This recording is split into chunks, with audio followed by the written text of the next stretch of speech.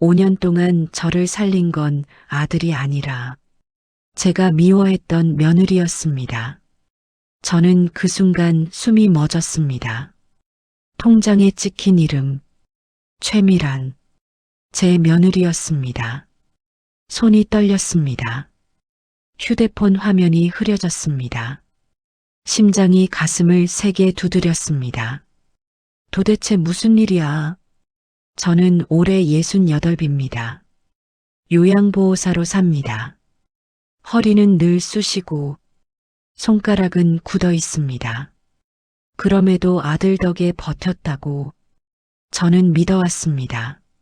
매달 25일에는 휴대폰에 알림이 떴습니다. 입금 50만 원. 전 그걸 볼 때마다 아들이 저를 잊지 않는구나. 그 마음이 고마웠습니다. 전화를 걸면 도윤이는 말했습니다. 엄마 힘들지 않게 살아. 엄마는 내가 책임져. 그 말들이 저에겐 약이었습니다. 살아있다는 버팀목이었습니다. 하지만 그 모든 게 오늘 뒤집혔습니다. 며칠 전 허리가 뚝 소리를 내며 꺾였습니다. 숨이 끊길 것처럼 아팠습니다. 저는 휘청거리며 벽을 잡았습니다. 병원에 가니 의사는 말했습니다. 무리하셨네요. 디스크가 심합니다. 저는 대수롭지 않게 웃었습니다. 살다 보면 아플 수도 있지. 그렇게 넘겼습니다. 그날 밤 아들에게 전화를 걸었습니다. 도윤아, 엄마가 조금 아파. 아들은 한숨을 쉬었습니다. 엄마 요즘 너무 힘들어. 이번 달은 도저히. 그 말은 저를 멈춰 세웠습니다. 그럼 이번 달 생활비는 뭐였지? 저는 묻지 못했습니다. 아들이 힘들다는데 제가 어떻게 더 괴롭게 하겠습니까? 하지만 그날 밤 입금 알림이 다시 떴습니다. 저는 휴대폰을 쥐고 말했습니다. 이 돈 도윤이 돈 아니야? 눈앞이 어지러웠습니다. 며칠 뒤 반찬을 전해주러 아들 집에 갔을 때였습니다. 며느리 미란이가 전화하며 말했습니다. 이번 달은 진짜 어렵다고요. 조금만. 그녀는 눈가가 빨갰습니다. 손을 떨고 있었습니다. 숨을 거칠게 몰아쉬었습니다. 저는 문틈 사이에서 그 모습을 보고 서 있었습니다. 차갑다고만 생각했던 며느리가 그렇게 흔들리는 모습을 처음 봤습니다. 저는 조용히 돌아섰습니다. 말하기 싫었습니다. 그녀의 사정은 그녀의 문제라 생각했습니다. 하지만 계속 마음이 불편했습니다. 며칠 뒤 우편함에 관리비 고지서가 왔습니다. 연체 3개월. 그걸 보는 순간 이상한 공포가 밀려왔습니다. 생활비가 들어오는데 왜? 저는 통장을 펼쳐 들었습니다. 입금을 확인했습니다. 그리고 그때 제 인생이 멈췄습니다. 입금자 이름 5글자, 최미란, 며느리였습니다. 저는 말했습니다. 미란이? 1달, 2달, 3달, 아니 5년 내내 모든 내역이 미란이 이름이었습니다. 아들이 준 적은 단 한 번도 없었습니다. 저는 숨을 들이켰습니다. 책상이 흔들렸습니다. 그럼 아들은 손에서 통장이 떨어졌습니다. 바닥에 퉁 하고 부딪혔습니다. 저는 떨리는 손으로 아들에게 전화를 걸었습니다. 도윤아, 엄마가 묻는 말에 솔직히 대답해라. 너 생활비 보낸 거 맞지? 잠시의 침묵이 흘렀습니다. 그리고 도윤이는 말했습니다. 엄마, 나 생활비 보낸 적 없어. 숨이 멎었습니다.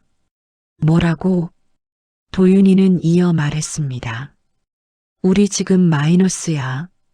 카드값도 못 내. 엄마한테 보낼 여유가 어딨어. 제 머릿속은 새하얗게 비었습니다. 그럼 이 돈은 도대체 누구의 돈이야? 도윤이는 말했습니다. 엄마 무슨 소리야? 저는 사진을 찍어 보냈습니다. 입금 내역과 며느리의 이름을. 도윤이는 잠시 뒤 말했습니다. 엄마 그거 미란이 통장인데. 저는 숨이 멎었습니다. 온몸이 얼어붙었습니다. 손끝이 차갑게 식어갔습니다. 그날 밤 저는 아들 집으로 갔습니다. 문 앞에서 손이 떨렸습니다. 어머니, 미란이가 문을 열었습니다. 저는 그대로 말했습니다. 미란아, 이 돈 너가 보낸 거니? 휴대폰 화면을 보여줬습니다. 미란이는 놀라며 입술을 떨었습니다. 어머니 그게. 저는 말했습니다. 대답해 왜? 내 이름으로 들어온 거야. 미라는 손으로 입을 가렸습니다. 그리고 눈물이 떨어졌습니다. 죄송해요. 그녀는 울었습니다. 어깨를 흔들며 울었습니다. 저는 굳은 채로 말했습니다. 왜 내가 보낸 척 한 거야? 미란이는 숨을 고르며 말했습니다. 어머니, 저 빚이 있어요. 저는 눈을 크게 떴습니다. 빚? 결혼 전에요. 전 남편이 남긴 빚이 그게 제 이름으로 남았어요. 미라는 울며 말했습니다. 어머니 생활비를 도윤이가 보내는 것처럼 한 건 죄책감 때문이에요. 도윤이가 힘들까봐, 말하면 우리 가정이 흔들릴까봐. 저는 그 말을 듣고 숨이 턱 막혔습니다. 그럼 너 혼자 그 힘든 걸 혼자 다 감당한 거니? 미라는 고개를 숙였습니다. 죄송해요. 정말 죄송해요. 저는 눈물이 왈칵 쏟아졌습니다.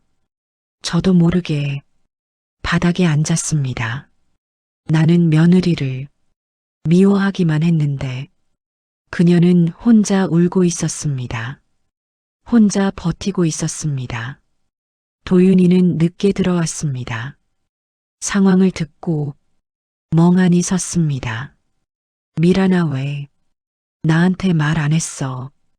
그 둘도 울었습니다. 나는 더 울었습니다. 세 사람의 울음이 하나의 방 안을 가득 채웠습니다. 저는 그 순간 깨달았습니다. 내가 얼마나 잘못 보고 있었는지를, 내가 얼마나 멀리 서 있었는지를, 그리고 내가 얼마나 무심했는지를. 미란의 떨리는 어깨를 보며 저는 생각했습니다. 이 아이도 누군가의 딸이었을 텐데, 이 아이도 누군가에게 사랑받고 싶었을 텐데, 그 생각에 가슴이 찢어지는 것 같았습니다. 저는 천천히 미란의 손을 잡았습니다. 그 손은 차갑고 떨리고 있었습니다. 저는 그 손을 두 손으로 감쌌습니다. 미란아 미안하다. 그 한마디에 미란은 더 크게 울었습니다. 도윤이도 고개를 숙이고 울었습니다. 저도 참지 못하고 울음을 터뜨렸습니다. 우리는 그렇게 한참을 울었습니다. 밤이 깊어갔습니다. 세 사람은 거실 바닥에 앉아 말없이 앉아 있었습니다. 눈물은 마르고 침묵만 남았습니다. 하지만 그 침묵은 따뜻했습니다. 도윤이가 먼저 말했습니다. 엄마 미란아, 우리 다시 시작하자. 이번엔 정말 제대로 하자. 더 이상 숨기지 말고. 미라는 고개를 끄덕였습니다. 저도 고개를 끄덕였습니다. 그날 밤 우리는 약속했습니다. 더 이상 서로에게 거짓말하지 않겠다고. 며칠 뒤 우리는 지역 재정 상담소에 갔습니다. 도윤이는 가계부를 처음으로 열었습니다. 미란의 빚도 함께 정리했습니다. 상담사는 천천히 말했습니다. 두 분 수입 대비 지출이 너무 많아요. 부부가 서로 이야기하고 계획을 다시 세워야 합니다. 미라는 고개를 숙였습니다. 도윤은 심각한 얼굴을 했습니다. 저는 조용히 두 사람을 바라보았습니다. 처음이었습니다. 저 아이들이 함께 어떤 문제를 정면으로 마주한 모습은 그들은 작은 집 한 구석에서 수첩을 펼쳐 들었습니다. 빚대출, 고정지출, 생활비, 보육비, 그 모든 숫자들이 그들의 현실이었습니다. 도윤은 말했습니다. 우리 이제 제대로 하자. 미라는 말했습니다. 응. 그날 두 사람은 처음으로 가계부를 함께 봤습니다. 저는 그 모습을 보며 눈물이 왈칵 쏟아졌습니다. 그래, 이게 부부지. 저는 요양보호사 일을 쉬고 복지관 파트타임을 시작했습니다. 아들 돈이 아니라 내 두 발로 사는 삶을 택했습니다. 아들 부부는 수입과 지출을 공유하기 시작했습니다. 도망치지 않고 숨기지 않고 서로를 붙잡았습니다. 어느 날 저를 집으로 초대했습니다. 작은 상 위에 따끈한 된장찌개가 놓였습니다. 미라는 말했습니다. 어머니, 정말 죄송했어요. 그리고 이제 숨기지 않을게요. 저는 그녀 손을 잡았습니다. 그래, 가족이면 같이 버티는 거야. 그날 우리는 처음으로 한밥상에서 따뜻하게 웃었습니다. 가족은 숨기는 순간 멀어지고 마주보는 순간 다시 태어납니다. 그날 우리는 다시 시작했습니다. 진짜 가족으로. 그날 이후 저는 매일같이 생각했습니다. 내가 왜 이렇게 오해만 했을까? 작은 원룸에 혼자 앉아 지난 5년을 떠올렸습니다. 생활비 알림을 볼 때마다 저는 아들에게 고마워했습니다. 하지만 정작 아들은 그 사실조차 모르고 있었습니다. 그 사실을 깨달은 순간 기쁨이라는 감정은 온전히 사라졌습니다. 그 자리를 허무함이 채웠습니다. 나는 대체 누구를 보고 산 걸까? 벽에 기대어 앉은 채 저는 한참을 울었습니다. 그리고 미란의 울먹이던 얼굴이 눈앞에 떠올렸습니다. 전 남편이 남긴 빚, 혼자 감당하던 그녀의 어깨, 카드사 직원에게 떨리던 목소리, 그 모든 장면이 한눈에 이어졌습니다. 저 아이도 힘들었구나. 그제야 여러 장면이 떠올랐습니다. 예전 어느 날 제가 반찬을 들고 갔을 때였습니다. 미라는 갑자기 울상을 지으며 말했습니다. 어머니, 저 요즘 너무 정신이 없어요. 그때 저는 그 말의 깊이를 알지 못했습니다. 그저 멀게만 느껴졌습니다. 하지만 그 말 뒤에 숨겨진 절망을 저는 이제야 이해했습니다. 혼자 빚을 막고 가정을 지키려고 몸부림치던 며느리, 그리고 그런 며느리를 이해하지 못하던 저, 생각할수록 가슴이 조여왔습니다. 다음 날 저는 작은 떡을 사들고 아들 집을 찾았습니다. 문을 두드리니 미란이 문을 열었습니다. 그녀는 눈이 부은 얼굴로 저를 바라봤습니다. 저는 말했습니다. 미란아, 우리 얘기 좀 하자. 미란은 고개를 끄덕였습니다. 거실에 앉자 어색한 침묵이 흘렀습니다. 저는 먼저 말을 꺼냈습니다. 너 많이 힘들었지. 미라는 입술을 깨물었습니다. 죄송해요, 어머니. 저는 고개를 저었습니다. 아니야, 사과할 사람은 나야. 내가 넌 줄도 모르고 너를 오해만 했어. 그 말에 미란의 눈물이 또 차올랐습니다. 어머니, 저는 정말 죄송했어요. 제가 잘못한 것도 맞아요. 근데 정말 말할 수가 없었어요. 말하면 우리 가정이 망가질까봐. 그녀의 말은 마치 기나긴 고백 같았습니다. 저는 손을 내밀어 그녀의 손을 잡았습니다. 이제는 말해도 돼. 혼자 짊어지지 마. 미라는 울음을 참지 못하고 손으로 얼굴을 가렸습니다. 저는 그 손을 살며시 붙잡았습니다. 그리고 그 순간 깨달았습니다. 가족은 피로만 이어지는 게 아니구나. 그날 밤 아들 도윤이가 퇴근해 왔습니다. 미란의 얼굴을 본 순간 도윤이는 멈춰섰습니다. 미란아, 또 울었어? 저는 도윤에게 말했습니다. 너희 대화 좀 해라. 부부는 숨기면 안 돼. 도윤은 저를 바라봤습니다. 그 눈엔 놀라움과 후회가 섞여 있었습니다. 엄마, 나 정말 몰랐어. 미란이가 그럴 줄. 저는 말했습니다. 몰랐던 게 잘못이야.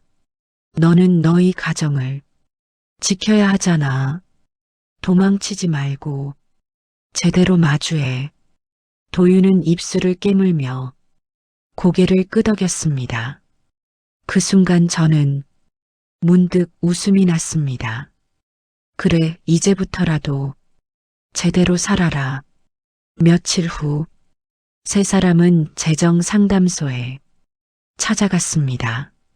상담사는 장부를 보더니 말했습니다. 두 분 수입 대비 지출이 너무 많아요. 부부가 서로 이야기하고 계획을 다시 세워야 합니다. 미라는 고개를 숙였습니다. 도윤은 심각한 얼굴을 했습니다. 저는 조용히 두 사람을 바라보았습니다. 처음이었습니다. 저 아이들이 함께 어떤 문제를 정면으로 마주한 모습은 그들은 작은 집 한 구석에서 수첩을 펼쳐 들었습니다. 빚대출, 고정지출, 생활비, 보육비, 그 모든 숫자들이 그들의 현실이었습니다. 도윤은 말했습니다. 우리 이제 제대로 하자. 미라는 말했습니다. 응. 그날 두 사람은 처음으로 가계부를 함께 봤습니다. 저는 그 모습을 보며 눈물이 왈칵 쏟아졌습니다. 그래, 이게 부부지. 그날 밤 저는 원룸으로 돌아왔습니다. 방 안은 조용했습니다. 그 조용함 속에서 오히려 마음이 평온했습니다. 생활비가 끊겨도 나는 산다. 아들이 주는 돈 없어도 나는 살아왔다. 앞으로도 살아갈 것이다. 저는 작은 다짐을 했습니다. 내 인생은 내가 책임지자. 그런 마음으로 내일 복지관에 가서 파트타임이라도 구해봐야겠다고 생각했습니다. 누구에게 기댈 필요 없는 삶. 그게 지금 내 나이에 가장 큰 자유였습니다. 이틀 뒤 복지관에서 식사 보조 일을 시작했습니다.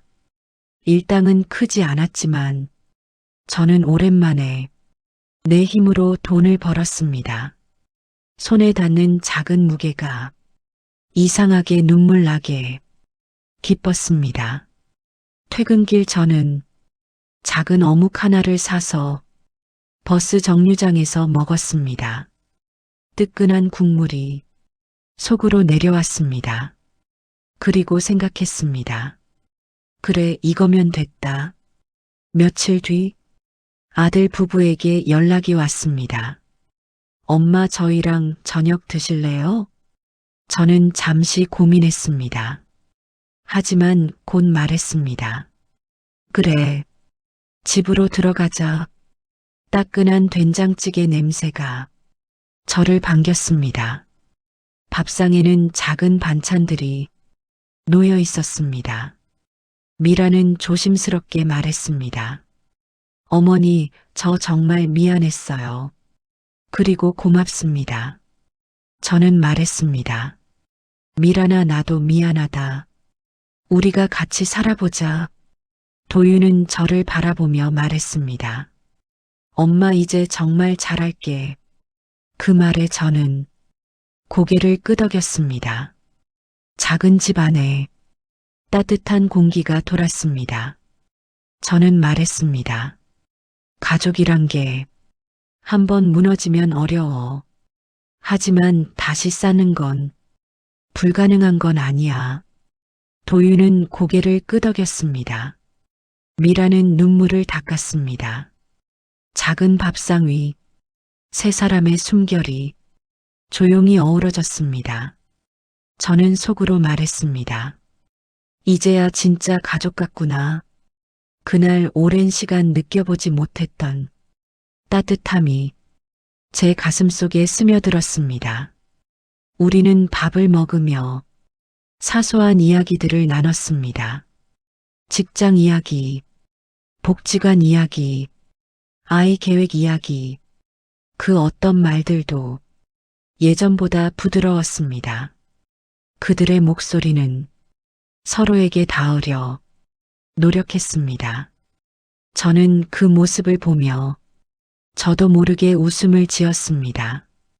그 웃음 속엔 해방감도 있었고 잔잔한 안도도 있었습니다.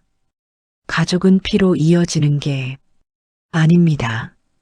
선택으로 이어지고 마음으로 이어지고 용기로 이어집니다. 그리고 진실을 마주해야 비로소 다시 이어집니다. 그날 우리는 그 사실을 온전히 깨달았습니다. 저는 마음속으로 조용히 말했습니다. 그래, 이제는 정말 다시 시작하자. 그날 밤 저는 오랜만에 깊은 잠에 들었습니다. 그날 이후 제 일상은 조금씩 변하기 시작했습니다. 아침에 눈을 뜨면 전과 다르게 누군가의 눈치를 보지 않았습니다. 생활비가 끊겨도 아들에게 기대지 않아도 저는 버텨낼 수 있었습니다. 카드를 꺼내 커피 한 잔을 사도 마음이 편안했습니다. 내가 번 돈으로 살 수 있다. 그 사실만으로도 가슴이 한결 가벼웠습니다. 어느 날 복지관에서 식사 배식 봉사를 하는데 한 할머니가 제 손을 잡았습니다. 아줌마 손이 따뜻하네. 저는 웃으며 말했습니다.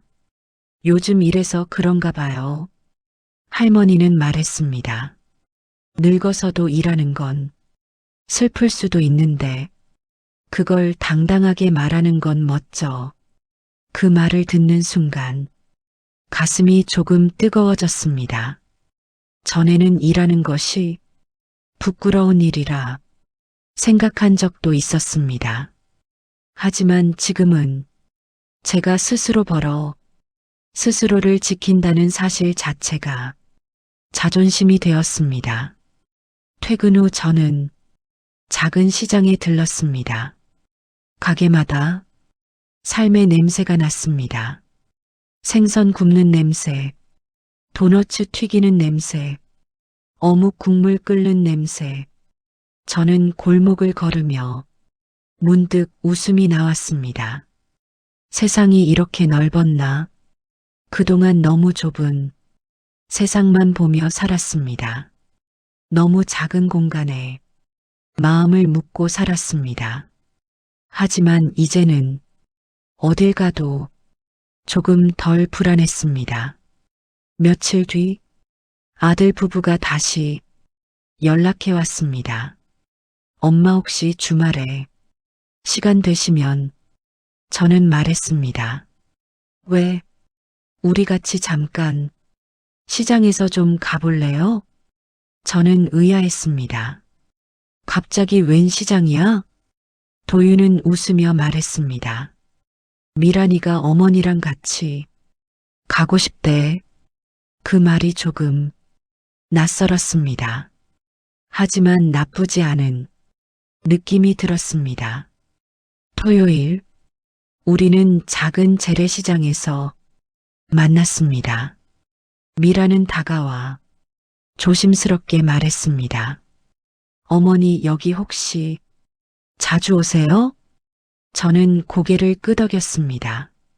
가끔 일 끝나고 어묵 하나씩 먹고 가지. 그 말에 미란의 눈이 조금 풀렸습니다. 저도 여기 오면 마음이 좀 편해져요. 우리는 천천히 골목을 걸었습니다. 시장 사람들은 바쁜 손놀림으로 음식을 만들고 물건을 팔았습니다. 그 사이를 걸으며 저는 말했습니다. 미란아, 너 이렇게 사는 거 힘들지 않았니? 미라는 들고 있던 장바구니 끈을 꽉 쥐었습니다. 힘들었어요. 근데 더 무서웠어요. 남편한테 말하면 저를 떠날까봐. 그 말에 제 가슴이 저릿했습니다. 저는 그녀의 팔을 잡았습니다. 도윤이는 그런 사람 아니야. 겁내지 마. 미라는 눈시울을 붉히며 고개를 끄덕였습니다. 이젠 그러지 않으려고요. 그 말에 저는 조용히 웃었습니다. 이 아이도 변하고 있구나. 장도 보고 시장 한 구석에서 우리는 어묵을 먹었습니다. 뜨끈한 국물이 몸을 데웠습니다. 미라는 봉지에 든 떡볶이를 작게 덜어내며 말했습니다. 어머니, 저 엄마가 없어요. 저는 젓가락을 멈췄습니다. 어렸을 때 엄마가 집을 나갔어요. 그 뒤로 연락도 안 되고 그녀는 작게 웃었지만 그 웃음엔 지우지 못한 상처가 보였습니다. 그래서 가족들이랑 사는 게 늘 어렵고 시어머니라는 존재도 부담스러웠어요. 저는 말을 잃었습니다. 그녀는 그동안 얼마나 외로웠을까, 얼마나 불안했을까 생각하니 마음이 먹먹해졌습니다. 미란아, 그녀가 고개를 들었습니다. 이제 내가 원하면 내가 내 엄마 해줄게. 그 말에 미라는 눈을 크게 떴습니다. 그리고 그 자리에서 조용히 울었습니다. 집으로 가는 길, 저는 혼자 걸었습니다. 시장 골목의 소음은 멀어지고 있었지만 가슴은 이상하게 따뜻했습니다. 가족이라는 게 이런 거구나. 눈앞이 조금 흐려졌습니다. 다음 날 도윤이가 집으로 찾아왔습니다. 현관 앞에서 배달 음식을 들고 있었습니다. 엄마 점심 먹었어? 저는 웃었습니다. 너도 이런 걸 시키냐? 도윤은 머리를 극적였습니다. 오늘 좀 엄마 생각나서 우리는 작은 테이블에 앉았습니다. 김치찜 냄새가 올라왔습니다. 먹는 동안 도윤은 말을 아꼈습니다. 하지만 젓가락을 내려놓고 그가 조용히 말했습니다. 엄마 미란이 정말 많이 울었어. 저는 고개를 끄덕였습니다. 나도 봤다. 엄마 나 정말 몰랐어. 어떻게 그렇게 힘든 걸 혼자 견딜 수가 있는지. 저는 조용히 말했습니다. 받아들이는 것도 사랑이야. 도윤은 고개를 숙였습니다. 엄마 나 이번에 정말 깨달았어. 가족이라는 게 내가 생각한 게 아니더라. 저는 조용히 그 말을 듣고 있었습니다. 도윤은 눈을 들었습니다. 엄마가 우리를 얼마나 지켜온 건지 그 말에 저는 순간 울컥했습니다. 하지만 웃으며 말했습니다. 지금이라도 알면 됐지. 도윤은 말했습니다. 엄마 우리 앞으로는 엄마한테 뭐든 숨기지 않을게. 저는 천천히 고개를 끄덕였습니다. 그래, 그렇게 해라. 그게 가정이야. 시간은 조금씩 흘렀습니다. 그동안의 상처는 서서히 아물고 있었습니다. 저는 복지관에서 아이들 밥도 주고 어르신들 식사도 챙기며 바쁘게 지냈습니다. 집으로 돌아오면 작은 방은 적막했지만 그 적막이 이제는 혼자가 아니라 평온처럼 느껴졌습니다. 저는 때때로 아들 부부의 집에 초대받았고 가끔은 시장에서 미란이와 만나 차 한 잔을 마셨습니다. 그녀는 전보다 훨씬 밝아졌습니다. 표정도 말투도 눈빛도 그 모든 변화가 저를 안심시켰습니다. 그리고 도윤도 변했습니다. 전보다 더 책임감이 생겼고 가정에 집중하려 노력했습니다. 저는 그 모습을 보며 말없이 기도했습니다. 그래, 이제는 됐다. 그러던 어느 날 문득 이런 생각이 들었습니다. 나는 이제야 정말로 혼자가 아니구나. 내가 버티고, 내가 먼저 손을 내밀고, 내가 먼저 사과하고, 그 모든 용기가 가정을 다시 세웠습니다. 가족이라는 건 한 사람의 마음만으로는 세워지지 않습니다. 하지만 한 사람의 용기로 다시 시작될 수는 있습니다. 저는 알았습니다. 우리가 다시 가족이 된 건 누구의 희생 때문이 아니라 누구도 포기하지 않았기 때문이라고. 저는 조용히 웃었습니다. 그래, 이제는 정말 다시 살아보자. 그리고 밤하늘을 올려다보며 가만히 말했습니다. 고맙다 얘들아. 며칠 뒤 저는 작은 원룸에서 천천히 아침을 준비했습니다.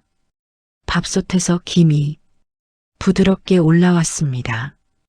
달걀 프라이를 하나 구웠습니다. 김치도 조금 꺼냈습니다. 예전엔 혼자 밥을 차리는 게 늘 허무했습니다. 하지만 요즘은 달랐습니다. 이건 누구의 시선도 없고, 누구의 지시도 없고, 누구에게 맞춰야 하는 식사도 아니었습니다. 그냥 내가 먹고 싶은 것을 내가 먹는 시간, 그 조용한 순간이 이렇게 귀하다고 처음 알았습니다. 식사를 마치고 복지관으로 향했습니다. 가기 전 창문을 살짝 열었습니다. 찬 공기가 방 안으로 밀려왔습니다. 그 공기에 제 얼굴이 스치듯 닿았습니다. 아, 오늘도 살아있구나. 그 생각만으로도 몸이 가벼워졌습니다. 복지관에서는 여전히 식사 배식일을 했습니다. 저보다 나이 많은 어르신들도 많았고 저보다 더 힘들어 보이는 분들도 많았습니다. 저는 그분들의 손을 잡아들이며 조용히 말했습니다. 천천히 드세요. 뜨거우니까 조심하시고요. 그들은 제가 건넨 물컵을 꼭 잡고 말했습니다. 고마워요. 그 말 하나면 힘든 줄도 몰랐습니다. 일을 마치고 복지관을 나오는 순간 햇빛이 제 얼굴을 비쳤습니다. 저는 두 손을 허리에 얹고 작게 웃었습니다. 그래, 이렇게 살면 되지. 그날 저녁 아들 도윤이에게서 문자가 왔습니다. 엄마 오늘 저녁 시간 돼? 저는 대수롭지 않게 답했습니다. 된다. 도윤은 말했습니다. 엄마 저녁 같이 먹자. 미란이도 그래. 저는 휴대폰을 내려놓으며 작게 한숨을 쉬었습니다. 예전 같으면 부담되었을 겁니다. 혹시 또 며느리에게 눈치라도 받을까 걱정했겠죠. 하지만 지금은 그런 부담이 없었습니다. 우리 사이엔 숨겨진 게 없었습니다. 감추는 것도, 둘러대는 것도, 밀어내는 것도 그만두었습니다. 그 모든 게 얼마나 다행인지 모릅니다. 저녁에 집에 도착하자 도윤이 문을 열었습니다. 엄마 왔다. 그 말에 미란이 부엌에서 고개를 들고 웃었습니다. 어머니 오셨어요. 예전의 차가운 말투가 이젠 없었습니다. 대신 조금은 어색한 미소, 하지만 진심이 담긴 미소. 저는 그 미소를 그저 받아들였습니다. 미라는 식탁에 된장찌개와 가지나물과 계란말이를 놓았습니다. 그 모든 것이 정말 소박하고 정말 따뜻했습니다. 저는 말했습니다. 맛있겠다. 미라는 말했습니다. 맛 없을 수도 있어요. 저는 웃었습니다. 아니다, 내가 만든 거면 맛있다. 그 말에 미란의 표정이 조금 밝아졌습니다. 식사를 하며 우리는 많은 말을 나눴습니다. 도윤은 회사 이야기를 했고 미라는 동네 주민센터 강의를 듣기 시작했다고 했습니다. 그녀는 말했습니다. 어머니, 저 요즘 정말 마음이 편해요. 숨길 게 없으니까. 저는 고개를 끄덕였습니다.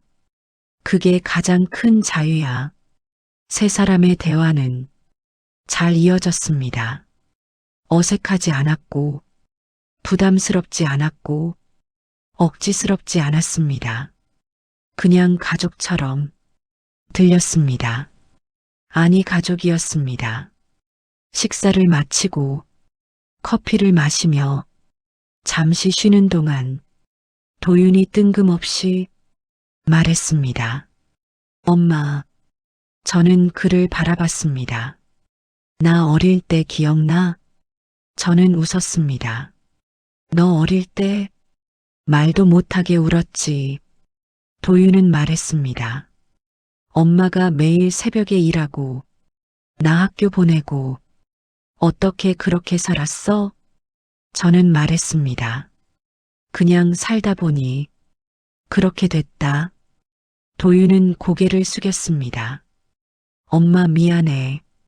난 엄마가 그렇게 힘들었다는 걸 알지도 못했어. 엄마가 하고 싶은 말 단 한 번도 들어준 적도 없고 저는 가만히 그 아이의 말을 들었습니다. 도윤의 눈은 젖어 있었습니다. 전 그 눈을 보며 기억했습니다. 이 아이는 늘 무겁게 자랐다는 걸, 아버지 없이 엄마 혼자 키우며 좀처럼 마음 둘 곳 없게 자랐다는 걸. 저는 그의 손등을 살며시 잡았습니다. 괜찮다. 우린 이제부터 다시 하는 거다. 도윤은 고개를 끄덕였습니다. 그의 어깨엔 많은 후회가 실려 있었고 그 후회를 제가 다 치유해 줄 순 없지만 함께 쌓아가는 건 할 수 있었습니다. 식사를 마치고 집을 나온 뒤 저는 천천히 걸었습니다. 밤바람이 얼굴에 닿았습니다. 골목의 가로등이 길게 늘어져 있었습니다. 저는 문득 하늘을 올려다봤습니다. 별이 몇 개 보였습니다. 그 작은 별들이 흔들리며 빛났습니다. 마치 누군가 제게 말을 건네는 것 같았습니다. 괜찮다. 이제 정말 괜찮다. 저는 천천히 숨을 들이켰습니다. 바람 속에는 따뜻한 냄새가 섞여 있었습니다. 그 냄새가 가슴을 가득 채웠습니다. 집에 도착해 불을 켜지 않은 채 바닥에 앉았습니다. 방은 조용했습니다. 그 조용함이 이젠 외롭지 않았습니다. 저는 생각했습니다. 나는 이제 누구에게도 짐이 아니다. 나는 누구에게도 기대지 않는다. 나는 내 인생을 살아가는 사람이다. 그 사실이 얼마나 단단하게 가슴에 자리 잡았는지 모릅니다. 누구의 돈이 아니라, 누구의 인정이 아니라, 누구의 시선이 아니라, 딱 하나, 내 두 손으로 내 삶을 지탱하고 있다는 자부심, 그것 하나면 어떤 삶도 이겨낼 수 있을 것 같았습니다. 그날 밤 잠들기 전 저는 천천히 말했습니다. 그래, 나는 이제야 비로소 나답다. 그리고 오랜만에 아무 걱정 없이 눈을 감았습니다. 방 안의 어둠이 이상하게 따뜻했습니다. 마치 저를 감싸는 이불 같았습니다. 저는 그 포근함 속에서 잠들었습니다. 다음 날 아침 눈을 뜨자 희미한 햇빛이 창문 틈으로 들어왔습니다. 그 빛은 방 한쪽을 따뜻하게 비추고 있었습니다. 저는 잠시 동안 그 빛을 바라봤습니다. 전에는 아침이 무서웠습니다. 해야 할 일은 많고 마음은 늘 불안하고 돈 걱정이 앞서고 생활비에 의존하는 삶이 저를 숨막히게 했습니다. 하지만 지금 아침은 그저 아침이었습니다. 저는 스스로를 위로하며 말했습니다. 괜찮아. 오늘도 잘 살면 그만이야. 복지관에 가기 전 저는 거울 앞에 섰습니다. 그 속에 저는 전보다 훨씬 단단해 보였습니다. 주름이 늘었지만 표정은 훨씬 편안했습니다. 그 표정을 보며 제 스스로도 놀랐습니다. 나는 이렇게 웃을 수도 있구나. 그 작은 미소가 마음속 깊은 곳에서 천천히 올라왔습니다. 버스를 타고 복지관으로 향했습니다. 창밖 풍경이 낯설지 않았습니다. 버스 기사님이 라디오를 켜두었는데 잔잔한 음악이 흘러나왔습니다. 그 음악이 이상하게 가슴을 파고들었습니다. 저는 창밖을 보며 속으로 말했습니다. 그래, 이제는 정말 괜찮아질 수 있겠다. 복지관에서 일할 때 한 어르신이 저를 부르며 말했습니다. 아줌마 요즘 얼굴이 밝아졌네. 저는 웃으며 대답했습니다. 좀 편해졌어요. 어르신은 제 손을 꼭 잡았습니다. 사람은 마음이 편해야 밝아져. 그 말이 날카롭지도 않고 무겁지도 않게 그냥 따뜻하게 스며들었습니다. 저는 그 손을 두 손으로 잡아들였습니다. 맞아요. 정말 그래요. 그 순간 가슴이 먹먹해졌습니다.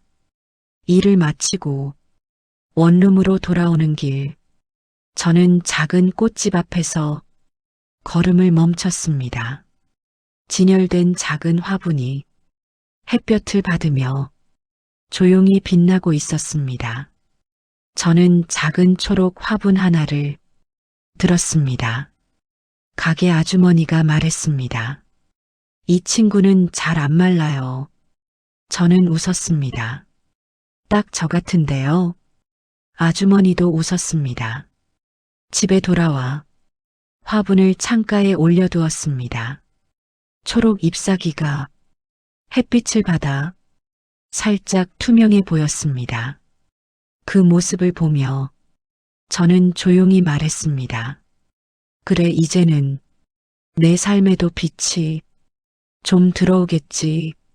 며칠 뒤 아들 부부에게서 연락이 왔습니다. 엄마, 우리 집에 잠깐 들르실래요? 저는 약간 걱정했습니다. 이번엔 무슨 일일까? 하지만 그냥 가보기로 했습니다.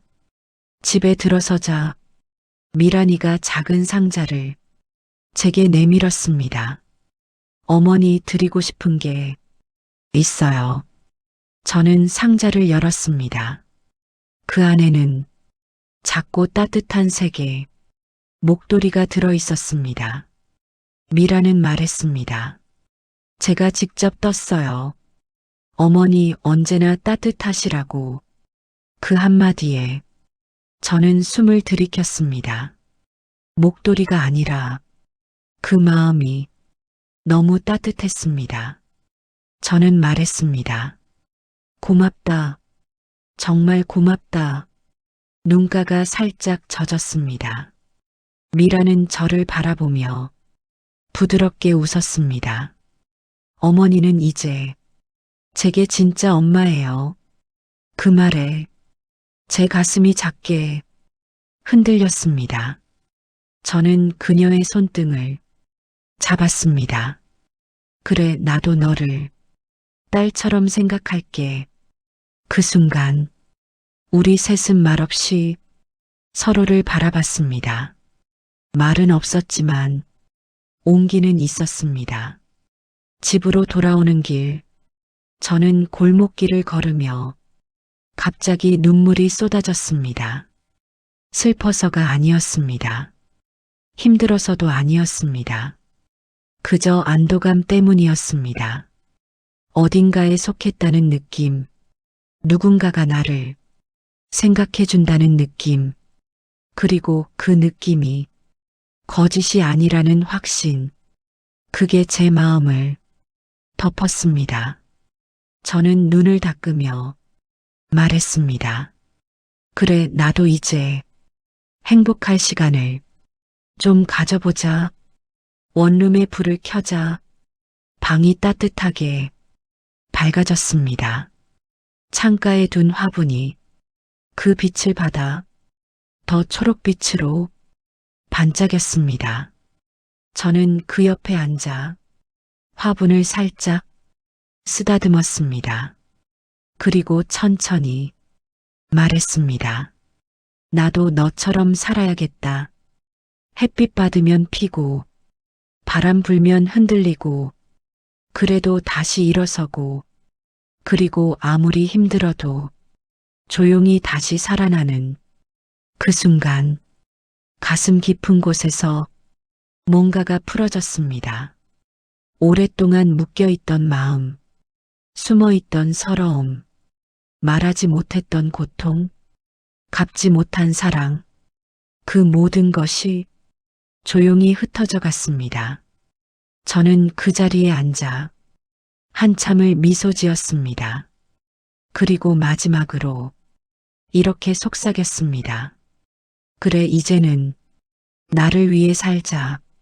누구 엄마로도 누구의 부담으로도, 누구의 짐으로도 살지 말고 그냥 나 이정희로 평생 처음으로 나답게 살자. 그 말은 제 삶의 새 출발이었습니다. 그 순간 저는 깨달았습니다. 가족은 숨겼을 때 무너지고 마주했을 때 다시 태어나고 포기하지 않을 때 비로소 완전해진다는 것을 저는 조용히 눈을 감았습니다. 그리고 말했습니다. 고맙다 내 가족들아. 그날 저는 생애 처음으로 가벼운 마음으로 잠들었습니다. 아무 걱정 없이, 아무 후회 없이 따뜻한 숨을 내쉬며 그렇게 제 인생에 새로운 장이 조용히 하지만 단단하게 열리고 있었습니다. 오늘의 이야기는 어떠셨나요? 미워했었던 며느리가 알고 보니 묵묵히 나를 도와주고 있었다니. 이 사연이 더 많은 사람들에게 전해질 수 있도록 주변에 공유해 주세요. 어디에서 함께 해주셨는지 댓글로 남겨주시면 감사한 마음으로 한 분께 인사드리겠습니다. 오늘도 건강하고 행복한 하루 보내세요. 오늘도 감사합니다. 사연한다발이었습니다.